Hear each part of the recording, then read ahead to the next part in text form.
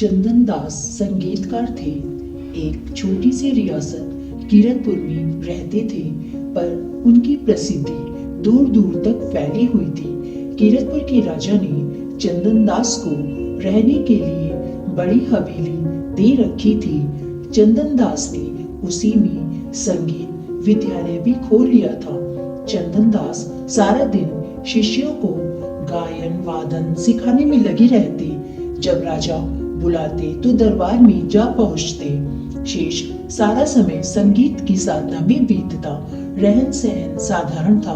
उन्होंने अपना जीवन संगीत को समर्पित कर दिया था। एक दिन की बात है, बरसात का मौसम था। ठंडी ठंडी हवा चल रही थी। हवेली के बड़े कक्ष में चंदन दास अपने 3 शिष्यों के साथ बैठे थे।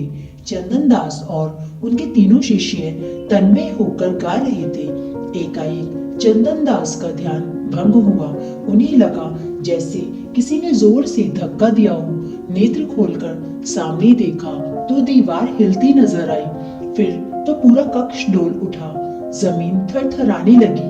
अजीब डरावनी आवाज उठ रही थी, बाहर भागो, भूकंप भूकंप। चंदन दास बस इतना ही कह सके। तभी कक्ष का फर्श फट गया, दीवारें झुक गईं, छत से पत्थर गिरने लगे। सब तरफ धूल ही धूल छा गई। कीरतपुर तथा आसपास के क्षेत्र में भूकंप आया था। अनेक भवन गिर गए थे। अनेक लोग घायल हुए थे। चंदन दास की हवेली पूरी तरह ढह गई थी। चंदन दास तथा उनके तीनों शिष्य हवेली के मलबे में दब गए थे। किसी ने राजा को खबर दी तो वे स्वयं चंदन दास की हवेली पर पहुंचे। शानदार हवेली एक डरावने खंडर में बदल गई थी। राजा का आदेश था। चंदन दास की हवेली का मलबा हटाने का काम तेजी से शुरू हुआ। तभी धरती फिर डोल उठी। भूकंप का एक नया झटका कीरतपुर को हिला गया। फिर तेज बारिश शुरू हो गई। कीरतपुर की जनता बुरी तरह डर गई। बहुत सारे लोग तो पहले ही नगर छोड़कर चले गए थे। दूसरी भूकंप के बाद बचे कुचे लोग भी भागने लगे। मलबे में दबे चंदन दास को होश आया तो वे टटोलते हुए उठने लगे। सब तरफ गुप्त अंधेरा था। वह एक एक करके शिष्यों को पुकारने लगे, अजय, दीपक, राज सिंह, कहाँ हो तुम? कुछ पल सन्नाटा रहा। फिर उन्हें सुनाई दिया, गुरुदेव, हम तीनों जीवित हैं। अंधेरे के कारण कुछ दिखाई नहीं दे रहा है। खड़े होने का प्रयास करते हैं तो सिर पत्थरों से टकराता है। ईश्वर को धन्यवाद है।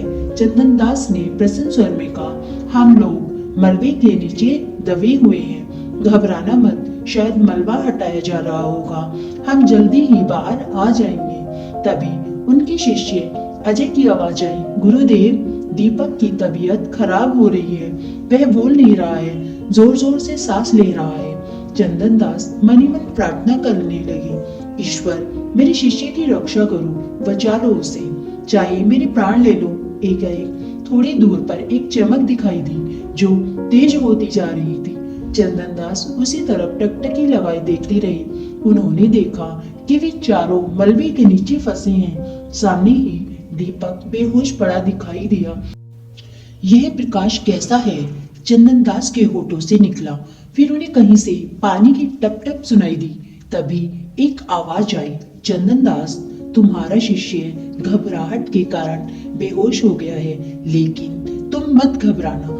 पानी की जो बूंदें टपक रही हैं, उन्हें इसके मुंह में डाल दो। लेकिन आप हैं कौन? यह प्रकाश कैसा है? चंदन दास ने डरे स्वर में पूछा। पहले अपने शिष्य के प्राण बचाओ, बाकी सब बाद में पूछना। चंदन दास ने देखा जहाँ से प्रकाश आ रहा था वहीं से पानी की बूंदें टपक रही थी।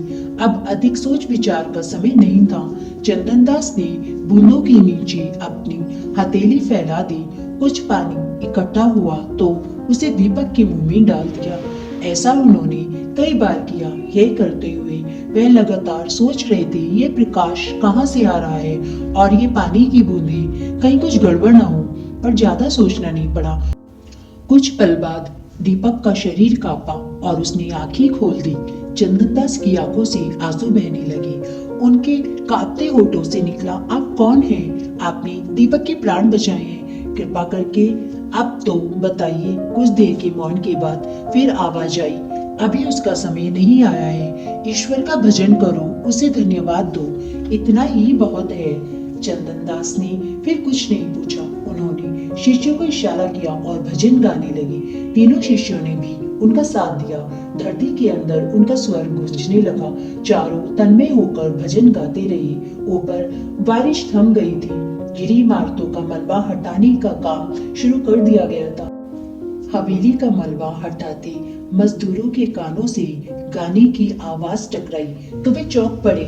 शायद नीचे कुछ लोग अभी जिंदा हैं, उन्होंने आपस में कहा और मलबा तेजी से हटाने लगे।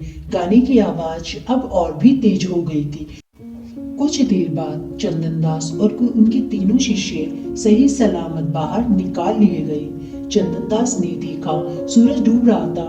दूर दूर तक टूटी फूटी इमारतें नजर आ रही थी। यह दृश्य देखकर चंदन दास का मन कांप गया। वह सिर थाम कर वहीं बैठ गए। तब तक राजा को भी चंदन दास के जीवित होने का समाचार मिल गया था। उन्होंने उन्हें बुलाने के लिए सैनिक भेज दिए। सैनिक आए तो चंदन दास ने कहलवा दिया, अभी नहीं, बाद में आऊंगा।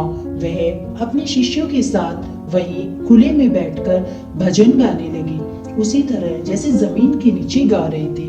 मन ही मन दोहरा रहे थे, हम लोगों की जीवन रक्षा करने वाले आप कौन हैं? मैं आपके दर्शन करना चाहता हूँ। अंधेरा हो गया। बारिश फिर होने लगी। आसपास खड़े लोग एक एक करके चले गए, पर चंदन दास अपनी जगह से न हिले। वह मन ही मन प्रार्थना दोहरा रहे थे। एकाएक अंधेरे में प्रकाश फूटा। हवेली का खंडर जगमगा उठा। आवाज आई, चंदन दास, मैं मणिधर सर्प हूँ। तुम्हारी हवेली के नीचे 1000 वर्षों से रह रहा हूँ। अगर भूकंप ना आता तो शायद तुम लोग मेरे निकट कभी ना आ पाते। मुझे देखने की जिद ना करो। लो, मैं तुम्हें अमूल्य हीरे मोती देता हूँ। हवेली के नीचे धरती में अकूत धन गड़ा हुआ है। इसके बाद उस प्रकाश में अनेक रंग के हीरे मोती उछलते दिखाई दिए। चंदन दास अपने स्थान पर अचल बैठे रहे। उन्होंने कहा, मुझे सबसे अमूल्य रत्न आपसे मिल गया है। मेरे और तीनों शिष्यों के प्राण आपने बचाए हैं। अब और कुछ नहीं चाहिए मुझे। मैं आपको धन्यवाद देता हूँ। कहकर उन्होंने हाथ जोड़कर आंखें मूंद ली। अजय, दीपक और राज सिंह भी उस अद्भुत प्रकाश में उछलते हीरे मोती देख रहे थे। दीपक ने अजय से कहा, चुप रहो गुरुजी को चाहे धन की आवश्यकता ना हो, पर हमें है। आओ हम अंदर चलकर खजाना निकाल लें।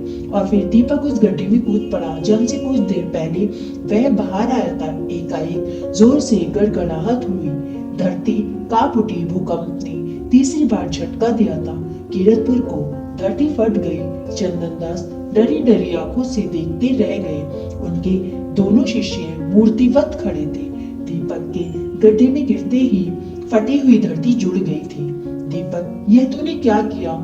चंदन दास के होठों से निकला, लेकिन अब कुछ शेष नहीं था। विचित्र प्रकाश, उछलते हुए हीरे मोती एक साथ गायब हो गए थे।